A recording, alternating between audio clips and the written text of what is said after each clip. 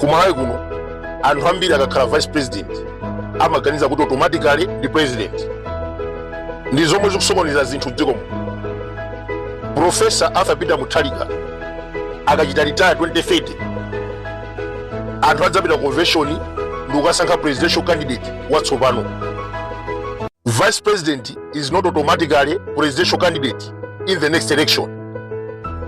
Ndetu kudabwa ena akakhala ma vice president amayamba madukuduku. Timazoona kumalawi kuno ma vice president onse akubafuna kukhala ma president.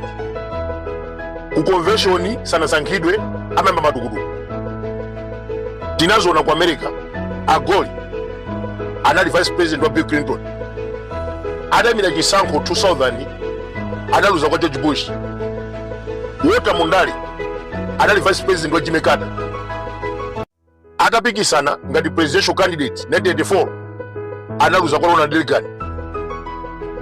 Ngakhale Hubert Humphrey anali vice president wa Lyndon Johnson. Adamira yekha 1968 analuza kwa Richard Nixon. Mwachidule ma vice president amatenga maudindo amene wachifukwa cha president. Kumalawi kuno Professor Arthur Peter Mutharika anawina chisankho. That is why Jane Ansah the vice president. Tikudziwa kuti maya amenewa analuza ma primaries IMP ngakhale kana imiro kansa akanaluzabe. Zinakomera Professor Arthur Peter Mutharika kumusankha maya ameneyu ngati vice president. Komata professor satende kuti amayinu nakusankhani ngati vice president 2030 mukhala presidential candidate.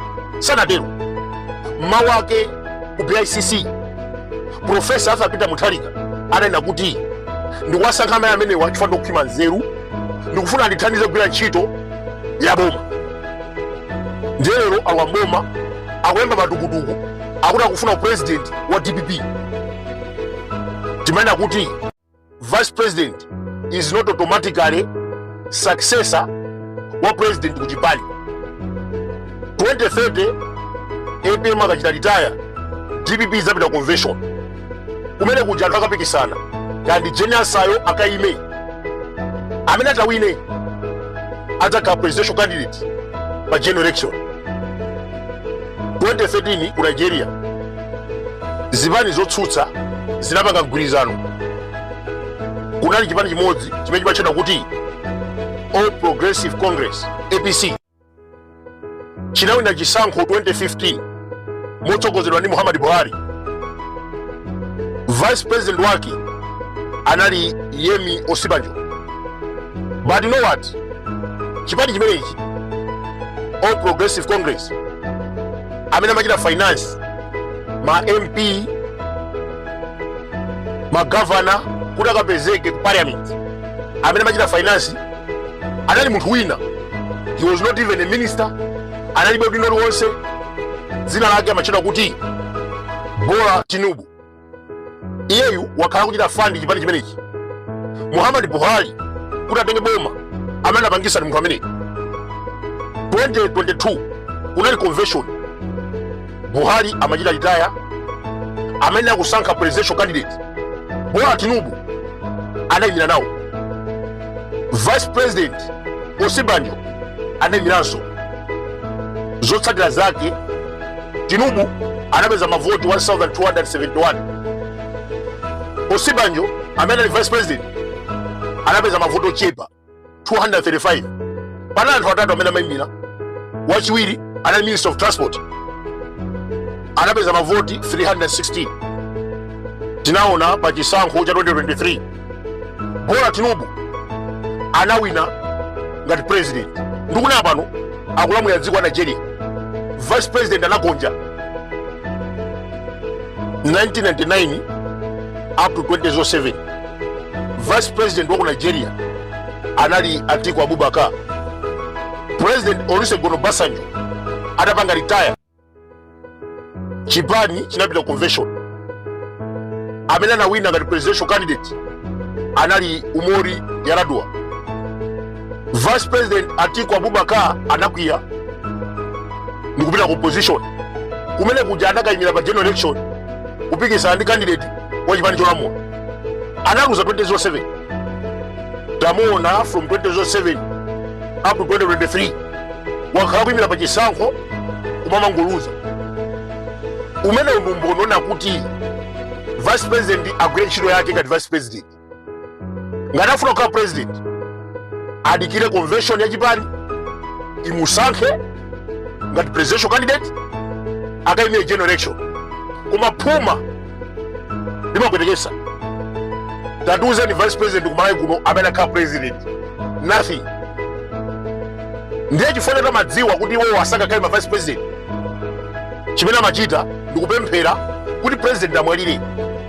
Tinaona 2012 vice president anakhala president chifukwa cha imfa. In the next 2 months, the next president of this country is Dr. Jenasa. Komatu kufa sadziwika.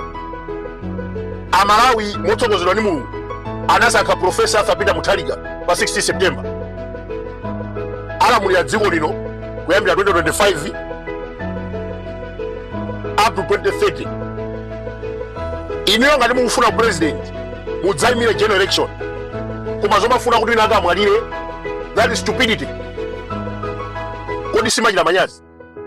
Kuyambira 2016 mwakhala mukupemphera kufuna kuti EPM amwalire.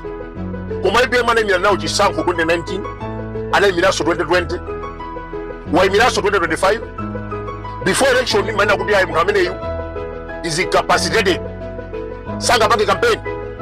EPM anayenda from Mangochi, Lilongwe mpaka anafika ku Zuzu.